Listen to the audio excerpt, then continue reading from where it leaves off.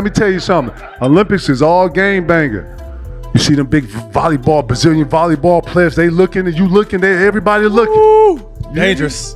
Don't nobody know how to speak no language, but you feel me? Everybody feel the energy. Energy speak, You can man. feel the energy. The Olympics may be all about gold medals and world records, but according to NBA players who've experienced it firsthand, the real story often unfolds inside the Olympic Village, where the world's top athletes live together under one roof in a mix of intense pressure, freedom, and non-stop energy.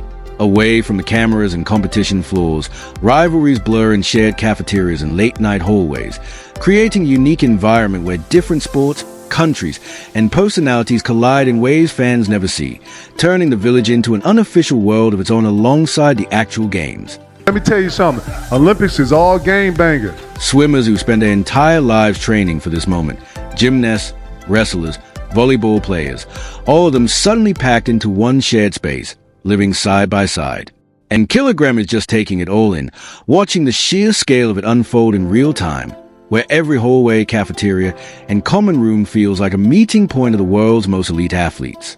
So the dopest part about the Olympics, y'all, the day one when you get there, they got a place that only the athletes can go. So you come in the village, me, Ray Allen, Jason Kidd, and Dice walk through the village on the first day. We go to the game room. This game room is probably about 10,000 square feet. It's got games, it's got everything you can do in here. Everybody is in the middle hitting the table. Every athlete that's in the Olympics is in this room hitting the table. Kilogram noticed a smaller guy moving through the crowd, almost hidden from view because he was struggling to carry a massive trash can, weaving through all the elite athletes like it was just another day in the village The camp. dopest part about the Olympics, y'all, the day one when you get there, they got a place that only the athletes can go. So you come in the village, me, Ray Allen, Jason Kidd, and Dice walk through the village on the first day. We go to the game room. This game room is probably about 10,000 square feet. It's got games, it's got everything you can do in here. Everybody is in the middle hitting the table. Every athlete that's in the Olympics is in this room hitting the table. 30 seconds. 10,000 condoms gone. And this wasn't an exaggeration. The numbers actually back it up. At the 2000 Sydney Olympics, organizers started with 70,000 condoms, but they still ran out halfway through the games and had to urgently restock another 20,000. By Rio 2016, the number had jumped to 450,000, around 42 per athlete. But for Kilogram and the NBA guys, it was a whole different experience, and they barely even got a glimpse of that side of the Olympic Village. Walking in, it's dorms. It look like apartments, look like townhomes, but everybody got a Brazilian flag. You look over here, it's a Swedish flag. And this, you see niggas in Speedos, the girls walk, like it's about 1,000 people just walking around, walking with a Dominican flag, it's this. We're going here, everybody hitting the tail. NBA players don't usually even stay in the Olympic Village, especially since the Dream Team era in 1992. According to Charles Barkley, the security around them was so extreme, motorcycle escorts, armed police, helicopters overhead, that they were completely isolated and moved 90 minutes away from the main Olympic housing. So while most athletes were living together in the village, mixing and experiencing everything Kilogram described, the NBA players were kept separate the entire time, heavily guarded and cut off from that whole environment. It's a small dude, you can't even see him. He got a trash can. He walking. Finally, he get to this big old bowl on the table. You don't even know this is a bowl. The man dumps about 10,000 condoms in the middle of the thing. and then as he gets out of the way, you can't even see him no more because after about 30 seconds, it's not a condom in the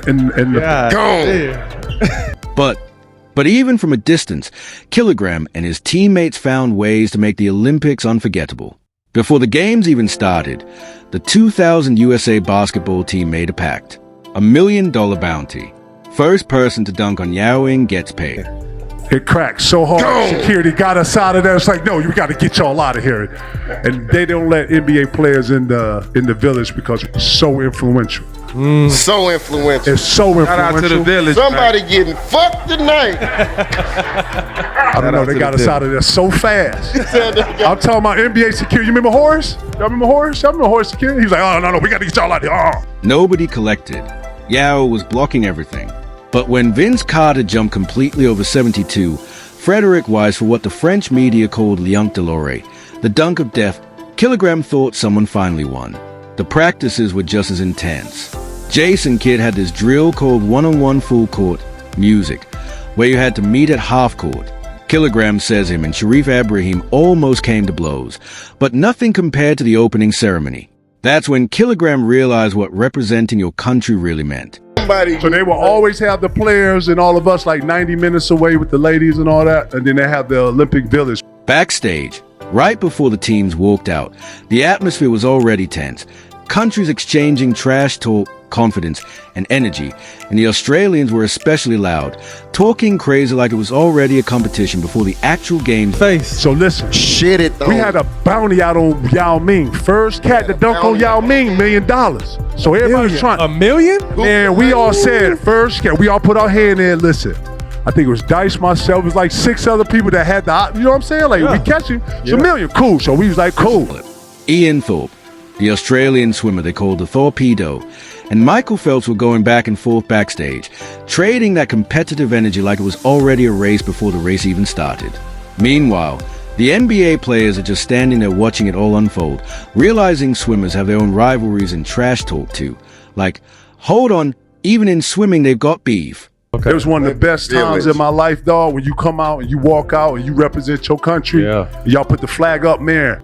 But then Kilogram looked around and saw Serena Williams, Venus, Michael Phelps, all wearing the same colors. It was one of the best times in my life, dog, when you come out and you walk out and you represent your country. Yeah. Y'all put the flag up, man. That feeling of unity of riding for your country against everybody else.